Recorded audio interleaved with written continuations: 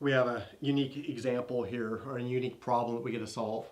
And the problem has an angle, some angle measurement that we're given to is 120 degrees. We see that the radius is 10 inches. And then we're curious is what's the distance around the circle between the two rays. And I think we remember earlier we had this idea that we can use theta, which is a ratio of its distance around the circle divided by its radius. And then we can do some algebra to rewrite that around in the different ways that if we need to. So we can write the distance around equals theta times its radius, or however we may need to use that. And so we can use that relationship to help us. But first, there's something we have to be keenly aware of before we continue on here. And some of you may have noticed that. This example gave us its measurement, in degrees.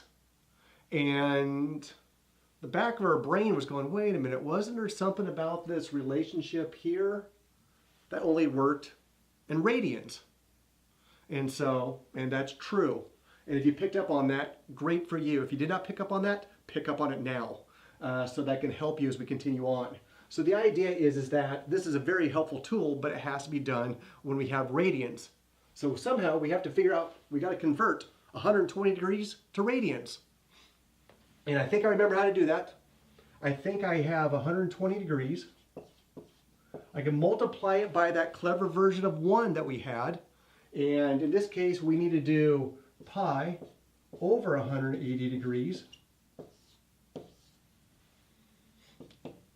Multiply those on through. You notice that the degrees cancel. 120 divided by 180 is 2/3. So I'm left with 2/3 pi. So 120 degrees is the same thing as 2/3 pi. Or if you still have your note cards and you thumb through them until you find the right one, you're going to remember that, wait a minute, that was one of the things I memorized. 120 degrees was equivalent to 2/3 pi. Because again, it's one of the common ones that will pop up all over the time.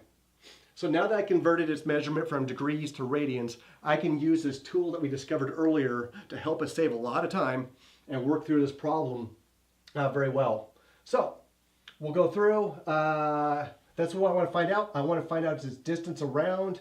So I find out its angle measurement, theta in this case is 2/3 pi,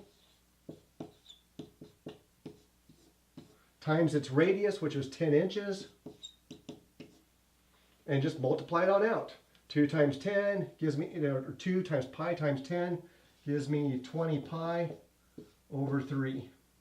And in inches. Inches did not cancel out. And so that's the distance that I have. And this might be a case that's all right because not many of us know exactly what 20/3 pi in distance is.